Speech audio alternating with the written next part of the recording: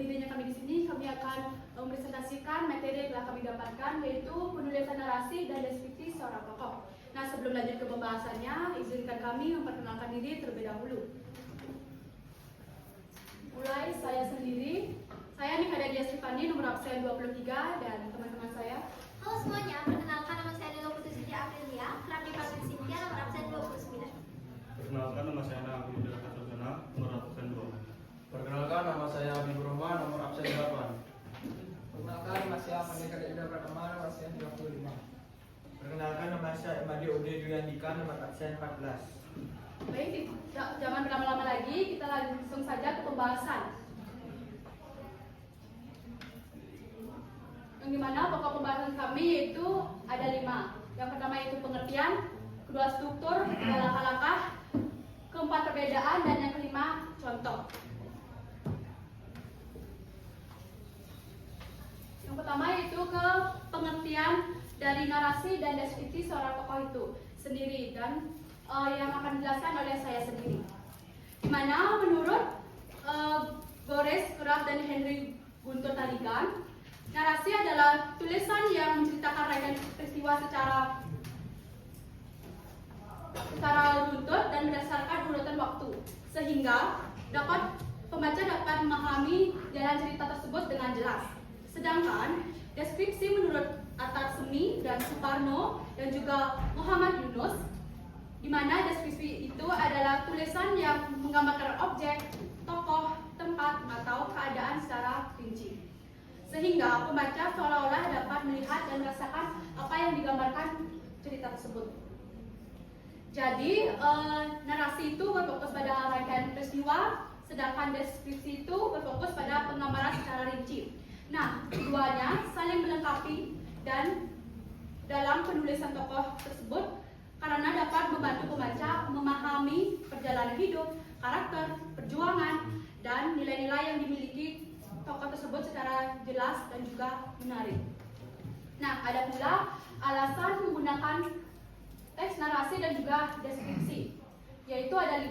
Yang pertama, menarik minat pembaca, yang kedua, memberikan gambaran, yang ketiga, membangun emosi pembaca, dan yang keempat, memberikan pemahaman yang lebih mendalam, dan yang terakhir yaitu menambah nilai estetika. Nah, itu dia pengertian dari narasi dan juga deskripsi yang dapat saya sampaikan. Selanjutnya ke struktur yang akan dijelaskan oleh Cynthia. Nah, sebelum membuat penulisan narasi dan juga deskripsi seorang tokoh, kita perlu mengenal struktur dari teks picture biografi terlebih dahulu. Nah, struktur dari teks picture biografi ditulis menggunakan struktur piramida atau kronologis, piramida terbalik, ataupun piramida campuran. Ada 5 struktur, yaitu yang pertama adalah judul, yang dimana judul adalah penggambaran dari tokoh yang diceritakan di teks picture biografi. Yang kedua ada teras atau lead, yang dimana berisi ringkasan mengenai pertanyaan yang dapat menjawab pertanyaan apa, di mana, siapa, kapan, mengapa, dan juga bagaimana, yang kita singkat menjadi Adis Kamba. Yang ketiga yaitu jembatan, yang dimana jembatan ini adalah penghubung antara teras dan juga isi dari teks picture biografi. Yang keempat adalah tubuh atau body. Nah, di tubuh ini berisi informasi yang lebih lengkap yang menceritakan riwayat hidup, riwayat pendidikan, daftar karya, dan juga cerita hidup dari tokoh yang diceritakan. Pada bagian ini terdapat cerita humanis yang menjadi ciri khas penulisan picture. Yang kelima atau yang terakhir adalah penutup, yang dimana penutup ini berisi kesan mendalam dari penulis untuk tokoh yang diceritakan. Dalam bagian ini berisi penekanan pada hal-hal menarik dari tokoh yang dapat dijadikan pembelajaran bagi pembaca. Nah, teman-teman semuanya, itu dia 5 struktur yang telah disampaikan oleh Cynthia, yaitu ada judul, teras, jembatan, tubuh, dan juga penutup. Selanjutnya ke langkah-langkah yang akan dijelaskan oleh Cynthia juga. Nah, apa aja sih langkah-langkah menulis teks picture biografi? Meski ditulis dengan gaya narasi dan juga deskripsi, teks picture biografi haruslah berdasarkan fakta, yang dimana fakta diperoleh dengan melakukan riset dan juga pengumpulan data. Ada 5 langkah-langkah untuk menulis teks picture biografi, yaitu yang pertama adalah menentukan tokoh dan juga tema,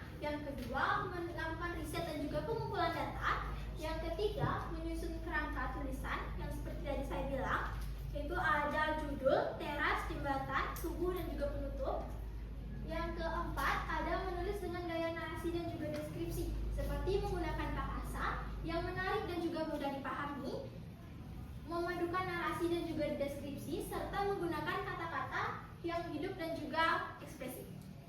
Yang kelima atau yang terakhir adalah melakukan penyuntingan dan juga revisi. Baik, itu dia langkah-langkah yang dimana ada 5, yaitu menentukan tokoh, yang kedua mengumpulkan data, yang ketiga menyusun, yang keempat yaitu menulis dengan gaya narasi dan juga deskripsi, dan yang terakhir yaitu revisi atau penyuntingan. Selanjutnya ke perbedaan antara narasi dan juga deskripsi yang akan dijelaskan oleh Bu Mana. Perbedaan narasi dan deskripsi dalam teks fitur biografi. Narasi dalam fitur biografi merupakan pengajian, rangkaian peristiwa nyata yang dialami oleh seorang tokoh dengan gaya penceritaan yang menarik dan mengalir. Berbeda dengan biografi biasa yang cenderung hanya menyampaikan fakta secara kronologis, narasi dalam fitur biografi dikemas perjalanan hidup tokoh secara lebih mendalam.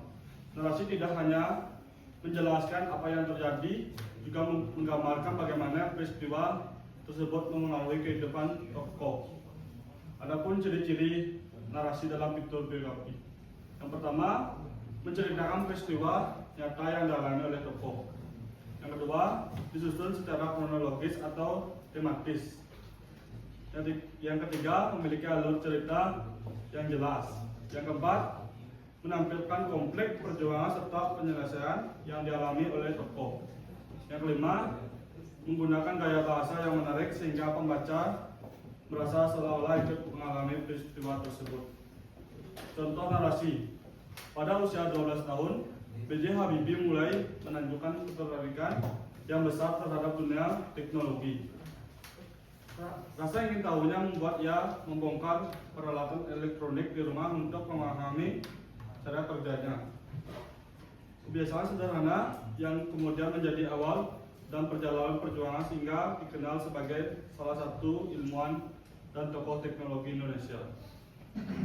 Adapun yang kedua, deskripsi. Dalam fitur biografi merupakan penggambaran tokoh secara rinci, baik dari segi fisik, kepribadian, pemikiran, maupun lingkungan yang mempengaruhi kehidupan.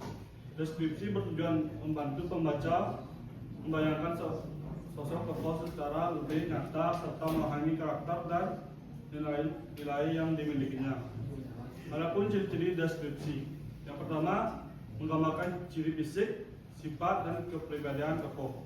Yang kedua, menggunakan kata sifat, ungkapan deskripsi yang tepat. Yang ketiga, menjelaskan suasana, tempat, atau orang-orang yang berpengaruh dalam kehidupan tokoh. Adapun contoh deskripsi.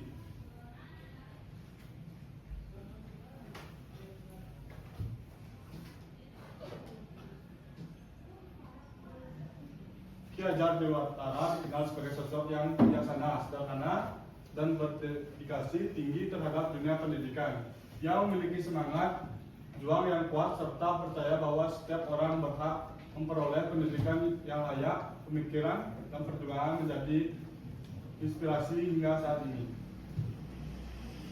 Baik teman-teman semuanya, itu dia perbedaan narasi dan juga deskripsi seorang tokoh seperti yang saya sampaikan di awal juga, di mana narasi yaitu penyampaian peristiwa nyata yang dialami oleh tokoh secara runtut dan menarik, sedangkan deskripsi yaitu penggambaran tokoh secara rinci agar pembaca dapat mengenal tokoh secara jelas. Selanjutnya ke contoh dari penulisan narasi dan juga deskripsi seorang tokoh yang akan dijelaskan oleh Habi, Ode, dan Huda. Baik, di sini saya akan menjelaskan contoh pertama. Yang dimana contoh pertama ada Muhammad Tabrani. Ia adalah seorang jurnalis dan tokoh penggerak nasional yang menggagaskan istilah bahasa Indonesia sebagai bahasa persatuan. Ia lahir di Pamekasan, Madura pada 10 Oktober 1904 dan ia menempuh pendidikan di Mulo pada Kongres Pemuda 1 tahun 1926 dan ia mengusulkan penggunaan istilah bahasa Indonesia yang kemudian diwujudkan pada Sumpah Pemuda 1 tahun 1926. Dan perjuangannya dapat dilihat menunjukkan nasionalisme, keberanian, dan pantang menyerah. Dan Muhammad Tabrani adalah sebagai sosok yang cerdas, berani berpikir maju, serta memiliki rasa cinta tanah air yang sangat besar. Ia memanfaatkan kemampuannya untuk menulis dan membangkitkan semangat persatuan di kalangan masyarakat Indonesia. Dan sejak masih berusia muda, Muhammad Tabrani telah menunjukkan keterkaitannya pada dunia tulis-menulis. Setiap artikel yang ia hasilkan bukan hanya berisi informasi, tetapi juga mengajak masyarakat untuk memiliki rasa persatuan dan cinta terhadap tanah air. Selanjutnya, contoh yang kedua yang akan dijelaskan oleh Ida. Baik, di sini saya akan menjelaskan contoh tokoh kedua, yaitu adalah Anton Mulyono. Bahasa Indonesia berkembang menjadi bahasa yang baku berkat peran ahli. Salah satunya adalah Anton Mulyono itu sendiri, karena dedikasinya dalam membina dan mengembangkan bahasa Indonesia di negara ini. Beliau lahir di Bandung pada 22 Februari 1929 dan wafat di Jakarta pada tanggal 25 Juli 2011. Ia merupakan ahli bahasa language, guru besar bahasa Indonesia. Anton Mulyono menempuh pendidikan di Universitas Indonesia dan melanjutkan studi ke Universitas Korea Amerika Serikat. Dan ia menjadi dosen dan mengabdikan ilmunya dalam pengembangan bahasa Indonesia. Jasa terbesar Anton Mulyono adalah menjadi penyusun utama tata bahasa Indonesia. Ia juga menulis berbagai buku dan artikel kebahasaan serta memimpin program pembinaan bahasa Indonesia.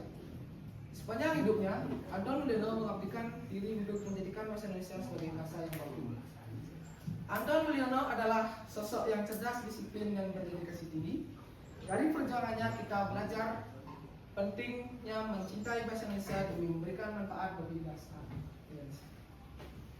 Baik, selanjutnya ke contoh yang ketiga yang akan dijelaskan oleh Baik, saya akan melanjutkan contoh tokoh yang ketiga, yaitu Gusti Ketut Jelantik.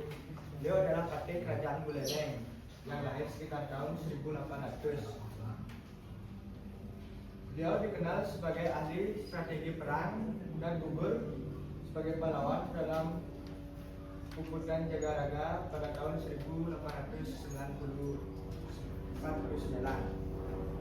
Pada tahun 1848, Gusti Ketut Jelantik memimpin pasukan Buleleng melawan Belanda. Dengan pasukan yang sedikit dan taktik gerilya dengan memanfaatkan alam Buleleng, beliau berhasil memukul mundur 2.000 pasukan Belanda. Dan setahun kemudian pada tahun 1849 perang terjadi lagi. Belanda menyerang lebih besar namun beliau Jelantik memilih untuk puputan, yaitu berperang sampai mati daripada menyerah, dan menolak Belanda yang ingin menghapus hukum tawan karang di Bali. Berkat dasarnya kita belajar bahwa kecerdasan, keberanian, dan prinsip lebih kuat daripada senjata. Terima kasih. Baik teman-teman semuanya, itu dia 3 contoh yang dapat kami sampaikan, yang dimana itu ada Muhammad Tabrani, yang kedua Anton Mulyono, dan yang ketiga yaitu I Gusti Ketut Jelantik. Baik, itu dia yang dapat kami sampaikan. Sebelum kami ke kesimpulan, di sini kami akan membuka sesi tanya jawab.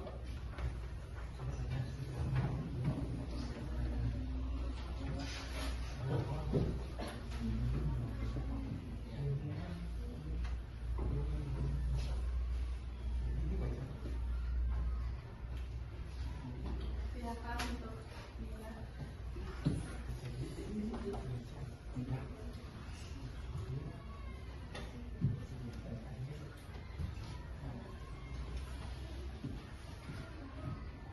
Perkenalkan, saya Komandan Dewan nomor absen 11 perwakilan kelompok 5. Kenapa saat menulis picture biografi harus menggunakan narasi dan deskripsi? Baik, terima kasih atas pertanyaannya. Selanjutnya, silakan Bung. Baik, perkenalkan, nama saya Nagung Ayu dan Chandra, nomor absen 1, perwakilan dari kelompok 1. Di izin bertanya, menurut pendapat kalian, apakah penulisan tentang tokoh akan tetap menarik jika tidak menggunakan deskripsi? Dan jelaskan alasannya. Terima kasih atas pertanyaannya. Selanjutnya pertanyaan yang terakhir. Citra. Perkenalkan, saya Nika Mulia Citra Pratiwi, perwakilan dari kelompok 1. Misalnya, kalau kita menceritakan seorang tokoh, apa yang harus ditulis terlebih dahulu? Kehidupan tokohnya atau karakternya? Mengapa?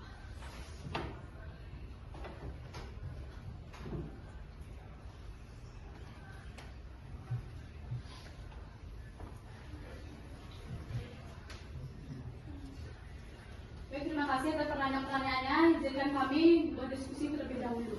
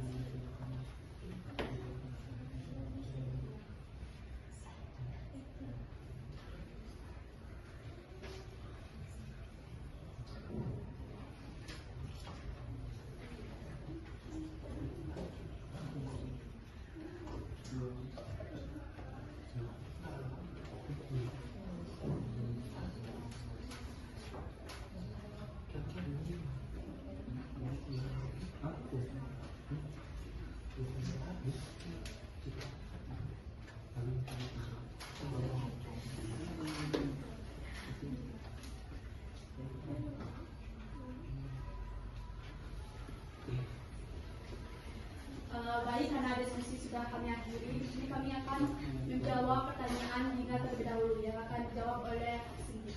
Baik, izinkan saya menjawab pertanyaan dari Dinda. Kenapa saat menulis teks picture biografi harus menggunakan narasi dan juga deskripsi? Teks picture biografi harus menggunakan narasi dan juga deskripsi karena narasi berfungsi untuk menceritakan perjalanan hidup tokoh secara runut, sedangkan deskripsi berfungsi untuk menggambarkan karakter, kehidupan dan juga suasana di sekitar tokoh secara lebih jelas. Dengan penggunaan keduanya, teks picture biografi menjadi lebih menarik, hidup dan juga mudah dipahami sehingga pembaca seolah-olah dapat mengikuti perjalanan hidup tokoh secara langsung. Apakah bisa diterima? Selanjutnya pertanyaan dari Gung Chandra yang akan dijawab oleh Gung. Baik, saya akan ulang pertanyaannya. Menurut kalian, apakah penulisan tentang tokoh akan tetap menarik jika tidak menggunakan deskripsi? Jelaskan. Menurut kami, tetap bisa menarik, tetapi kurang lengkap. Tanpa deskripsi, pembaca mungkin hanya mengetahui kejadian yang dalam yang dialami tokoh, tetapi kurang bisa membayangkan karakter, suasana, atau keadaan tokoh secara jelas. Apa bisa dicoba? Baik, pertanyaan terakhir yaitu pertanyaan dari Citra yang akan dijawab oleh Habib. Baik, di sini saya akan menjawab pertanyaan dari Citra. Kalau kita ingin menceritakan seorang tokoh, apa yang harus ditulis terlebih dahulu? Kehidupan tokohnya atau karakter tokohnya? Mengapa?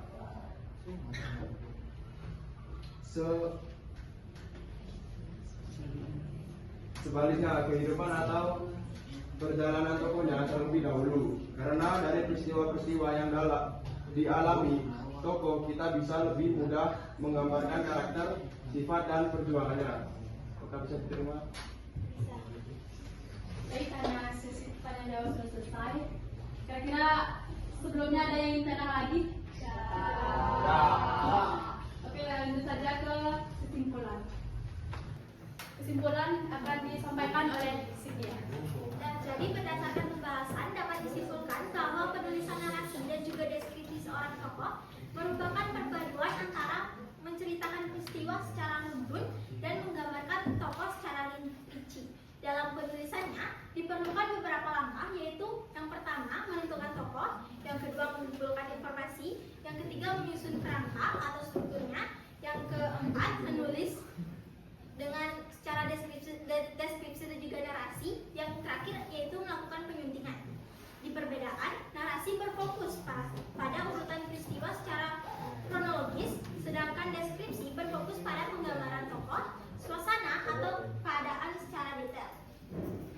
melalui penulisan narasi dan juga deskripsi tokoh seperti Muhammad Tabrani, Anton Mulyono, dan juga Igusti Ketut Jelantik, kita dapat memahami perjuangan, jasa, karakter, serta nilai-nilai seperti nasionalisme, keberanian, kerja keras, dan pengabdian yang dapat dijadikan teladan dalam kehidupan sehari-hari.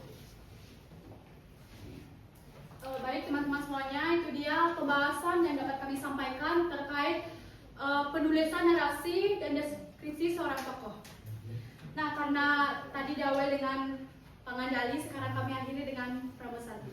Om Santi Santi Santi.